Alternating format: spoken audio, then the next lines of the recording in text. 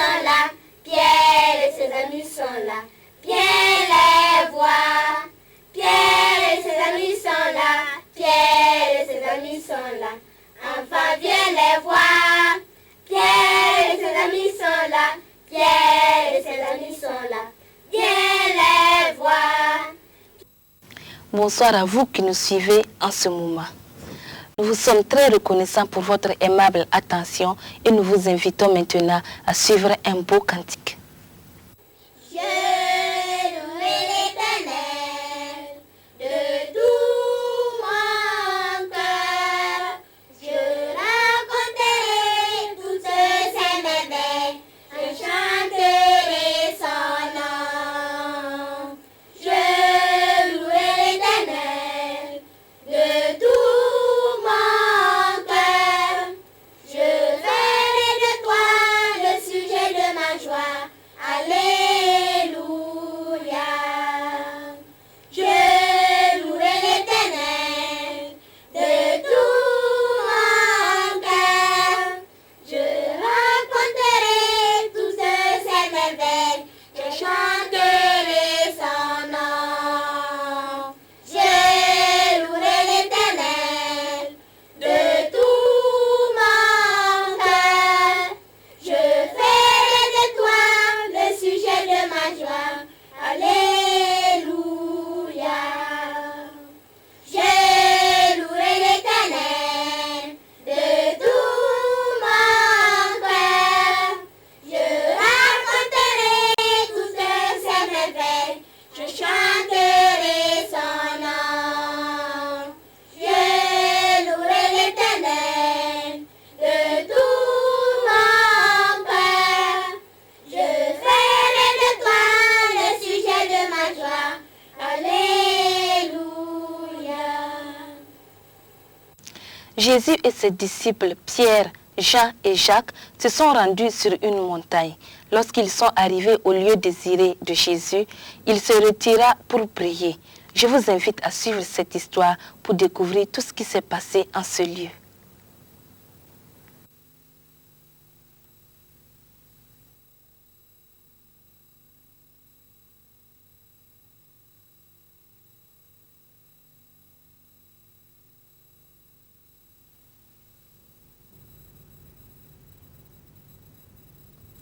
Jésus et ses disciples sont toujours en voyage dans le nord d'Israël. La contrée est montagneuse. C'est donc fatigant d'y voyager. Thomas, penses-tu que nous pouvons aller plus loin? Non. Lévi, il est très tard. Je pense que nous dormirons dans ce village. Pierre marche à côté de Jésus. Allons-nous dormir dans ce village, Seigneur? Demande-t-il. Les autres, oui, Pierre. Mais je voudrais passer la nuit sur la montagne avec toi, Jean et Jacques. Nous y monterons dans un instant. Tandis Jésus et ses trois amis s'en vont par un petit chemin qui mène au sommet de la montagne.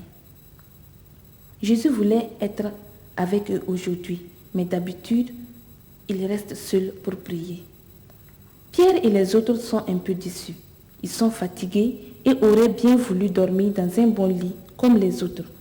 Ils doivent maintenant marcher sur le petit chemin montant et peut-être ils ne dormiront même pas du tout. Ils montent toujours plus haut. À l'ouest, le soleil s'est presque couché.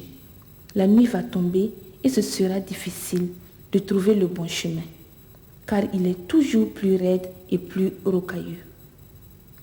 Heureusement, ils sont presque arrivés. Lorsqu'ils arrivent au sommet, il fait nuit, une nuit totale. On voit le ciel plein d'étoiles. En les regardant, on réalise la grandeur de Dieu et sa puissance.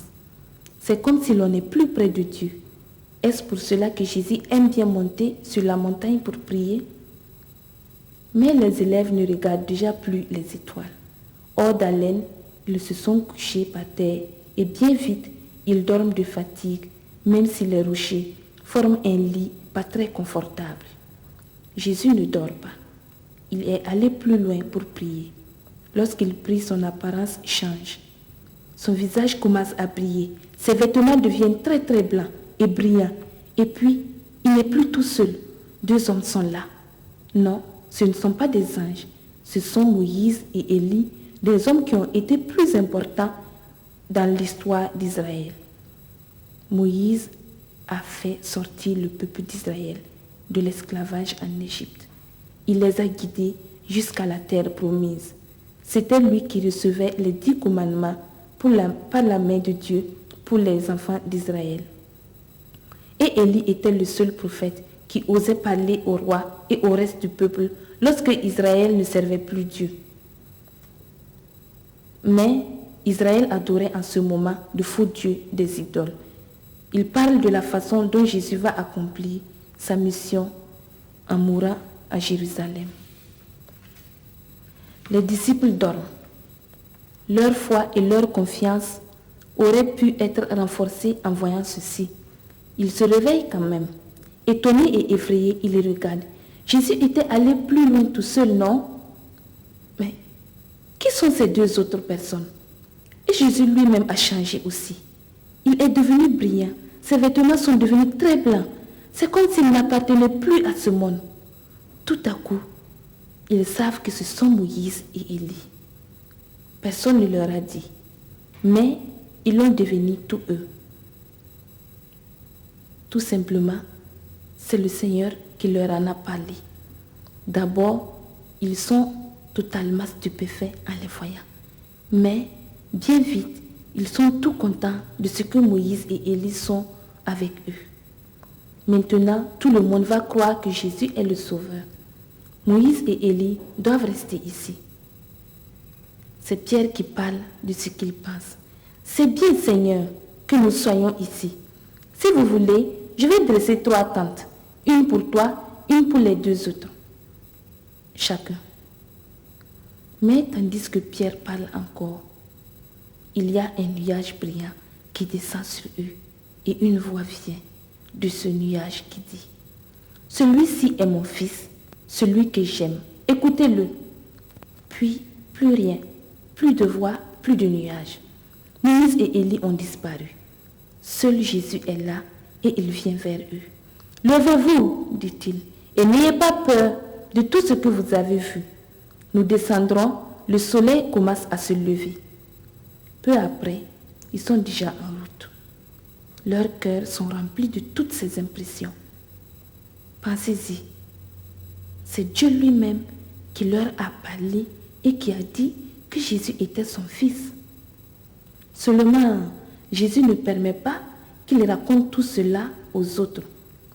Plus tard, Jésus a dit: lorsque je serai revenu de la mort, là alors, vous pourrez raconter tout ce que vous avez vu cette nuit. Lorsque le soleil commence à se lever, Pierre réfléchit encore sur les paroles de Jésus. Cette nuit, il a vu Jésus apparaître comme un roi, comme lui, Pierre, a toujours cru qu'il serait. Et pourtant, Jésus parle de sa mort. Pierre ne comprend pas. Comment le Sauveur devrait mourir? Il n'en comprend pas. Il n'en comprend rien. Il n'en croit vraiment pas ses oreilles. Et peut-être que toi aussi, tu ne comprends pas. Essaie donc de regarder la prochaine fois pour en comprendre toujours davantage, comme Pierre. Je vous propose un autre chant afin de continuer. Je vais monter sur la montagne, c'est là que l'on rencontre Dieu, c'est là que sa joie nous inonde et pour nous s'ouvrent les cieux. Je vais laisser les joies du monde et me tenir tout près de Dieu. Je vais monter sur la montagne, c'est là que l'on est heureux. Je vais monter sur la montagne, c'est là que l'on rencontre Dieu, c'est là que sa joie nous inonde et pour nous s'ouvrent les cieux. Je vais laisser les joies du monde et me tenir tout près de Dieu. Je vais monter sur la montagne, c'est là que l'on est heureux. Merci pour votre participation. Nous espérons vous retrouver pour une prochaine histoire.